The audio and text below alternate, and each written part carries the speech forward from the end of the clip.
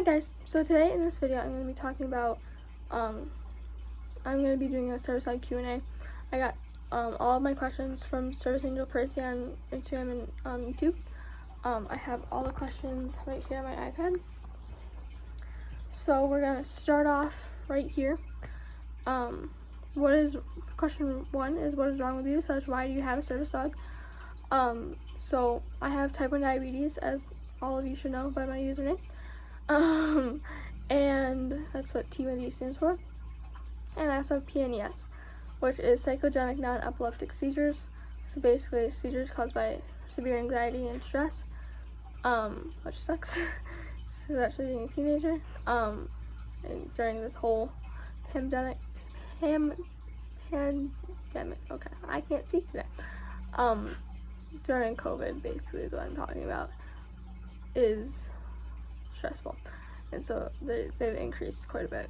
But when I got diagnosed with type 1 diabetes August 31st, 2010, and I got diagnosed with PNES sometime in October, like towards the beginning of October. I don't know the exact date. Well, it started happening in October. I didn't get a diagnosis until like November, like a solid diagnosis. And I've had it ever since.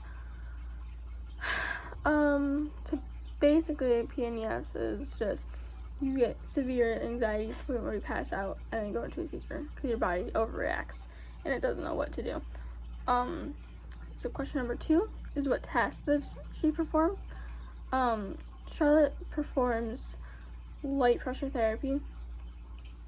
And I know I'm gonna get a lot of hate saying she's too small to do any kind of pressure therapy. Well, she gets me out of a seizure, so she has enough weight to her, and she's very top heavy for whatever reason. But like front heavy, like the front half of her is heavier than like the back half. But I know I'm gonna get a lot of hate being like, oh, she's too light to perform any pressure therapies. Well, she's heavy enough to get me out of a seizure. So that's one of her tasks, is she just started learning to my high heart rate before I go into a seizure. She alerted her first live alert yesterday to that. And then my heart rate was like 180 something, and I didn't feel it until she alerted. And she also alerts to high and low blood sugar. So I started training her for lows first in December, and she hasn't done a live low alert yet. She did in the very, very, very beginning. Like her second weekend, she alerted to a live low. But since then she hasn't. So that was back in like January. And then high she just picked up on her own. So like when my blood sugar is about like 230 to 250 is when she starts to pick up on it. And when she does her live alerts. So I didn't train that, which means she has the same alert for low blood sugar, high blood sugar, and seizure, or not oncoming seizure, which I had to correct into doing something else. But since she's a toy breed, basically, it's kind of hard for me to figure out what other alert that I will listen to and know what she's doing without like screwing everything up. So is Charlotte owner trained, or is she a program dog? She's owner trained. Because program dogs are really expensive up front. Like, obviously, owner training is also expensive. Not as expensive, but pretty close. And just the upfront cost of a program service dog is really expensive. Like, most people don't have that kind of money. And like, even like we, like 6 or 7 years ago, we tried to get we were trying to like save money for a program dog, and it just didn't work out for type 1 diabetes, because at the time I didn't have my seizures. So there's that. How long have I had Charlotte? I have had Charlotte since October 2018. I don't know. She was born October 22nd, 2018. I've had her since December 4th, 2018. And yes, I got her a week earlier than I should have. But the breeder that we got her from lied to us about her birthday. She said that she was a week older than she was.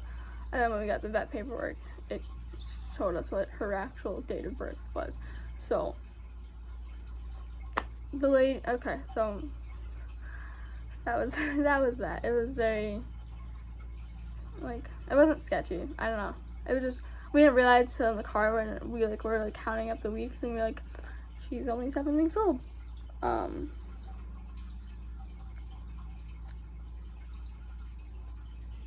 So that was that.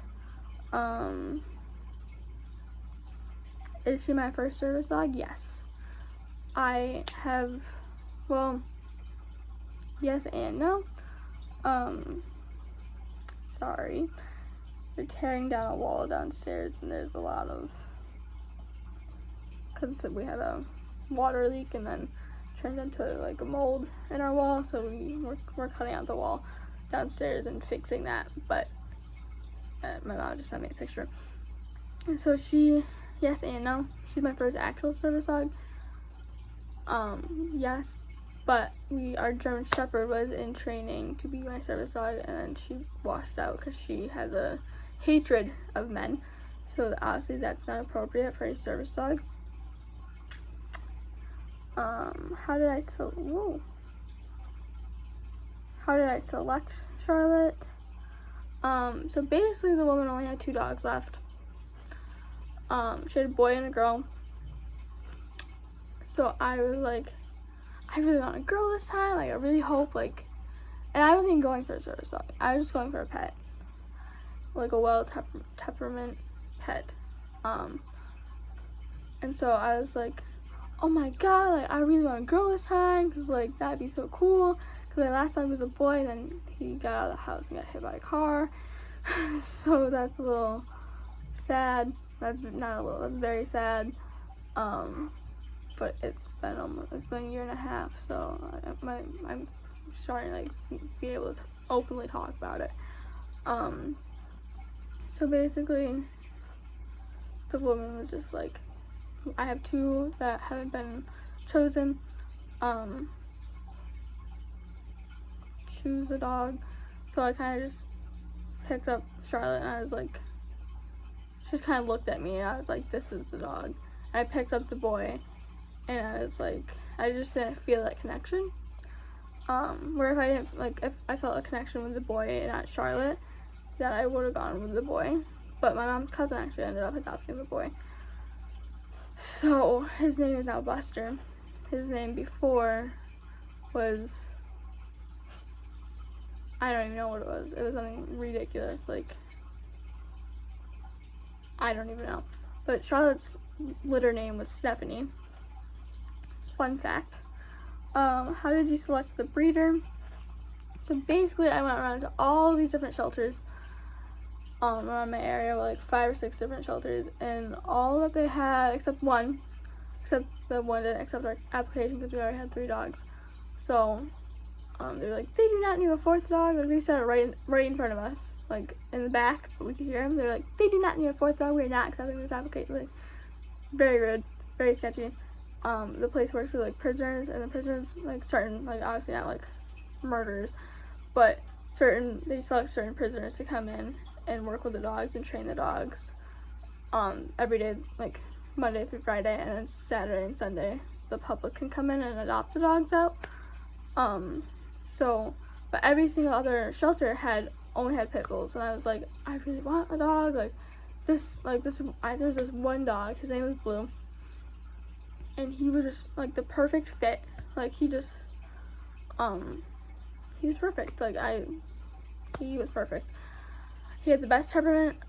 He was so sweet, and, like, he wasn't, like, timid or anything. He was the best. But he was a pit bull.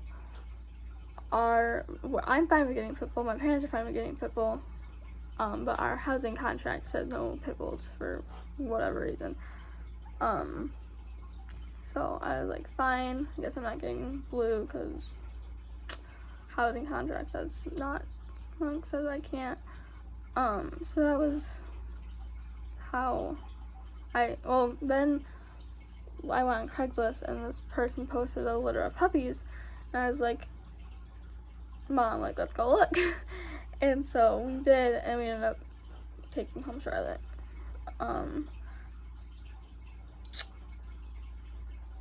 That's how I did that. That's how I selected a breeder. She loved the temperament and just the overall like characteristics of her dog and her friend's dog. So they put them together.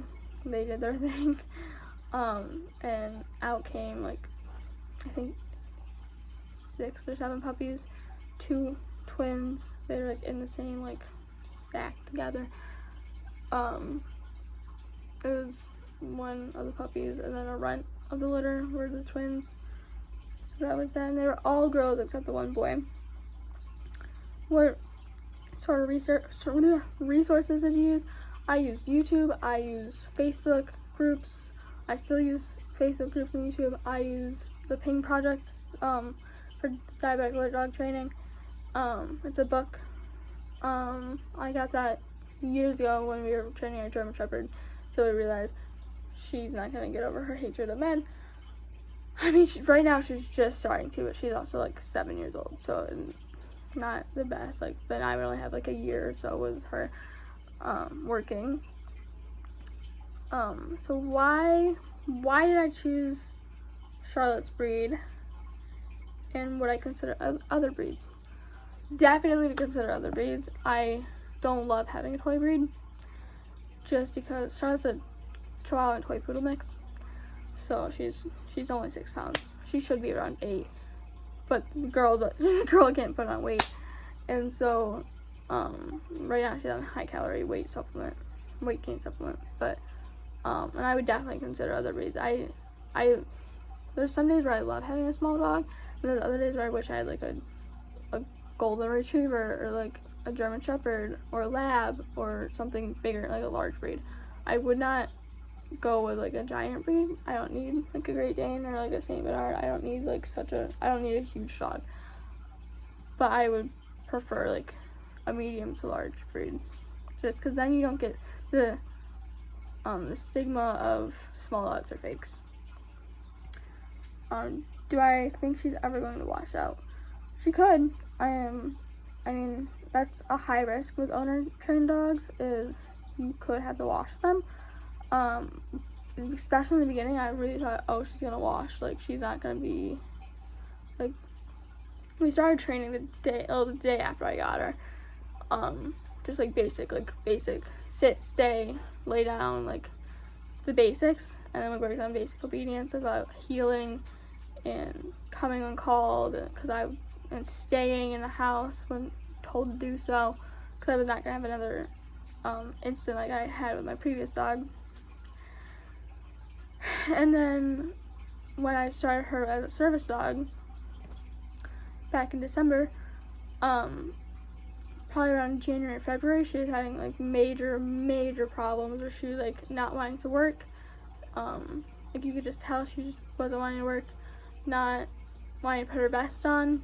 Like she was afraid of the vest. Like she had gear. She does have some gear shyness, but like this is extreme. And this is all of a sudden out of the blue. And so I was like, she's gonna wash. Like, I don't want her to wash, but if she washes, like if she doesn't want to do it, she doesn't want to do it. But now, as of yesterday, all she wants to do is work. As of like probably 2-3 weeks after her little moment, she was fine working. She didn't care one way or the other if she was working or not. She was definitely happy when she was working. Like, don't get me wrong, she was happy. But, yeah, so, but as of yesterday, she, like, was excited. She, like, got her vest on. She was so excited. She did amazing. She alerted twice. She alerted, I ignored it. She got a little vocal. I, like, shut your mouth. I'll check my blood sugar. So I checked my blood sugar. It was fine. So I'm like, what is your problem? And then she alerted again, and I checked my heart rate, and it was elevated. And I was like, good job. That was your very first natural alert of high heart rate. So what is the biggest advice you can give to someone training their own service dog? Research. Research. Join Facebook groups. There's tons out there. I started my own. It's called Toy Breed Service Dogs and Service Dogs in Training. But there's also service dog for beginners. There's small breed service dogs. There's diabetic alert dog service dog groups. There's a bunch. So I would, and if you're doing like a medical alert, there's awesome. Really, if you're choosing psychiatric, medical, mobility, whatever you're doing, there's tons of YouTube videos out there. So like, watch everything that you possibly can. How old was Charlotte when she went on her first public access in her vest? It was around February. It was 2 months into training as a service dog. But she already had down her basic obedience for like the past year of doing that. So she was a little over a year and a half, I think.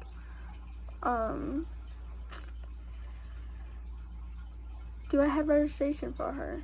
There's no such thing as registration.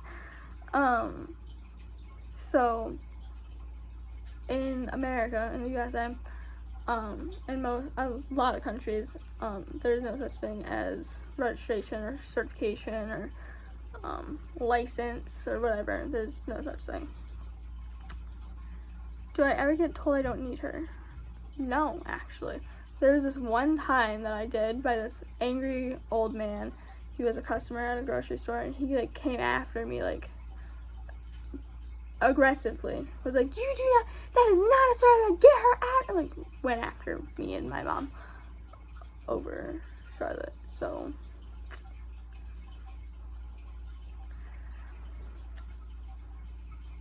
will she have access wherever you go? Yes. So basically, I don't go many places. So then she is coming to high school with me this year, if schools are open. She got approved. I sent in all of her information, like all of the information that the school needed, just like they wanted a doctor's note. And I know that technically that's not legal, or I don't think that's technically legal, but I was just like, well, first asked for certification, like that doesn't exist. They're like, well, we need something stating that you need her. So I just said, okay, I can give you a doctor's note, and they were fine with it. So that's that.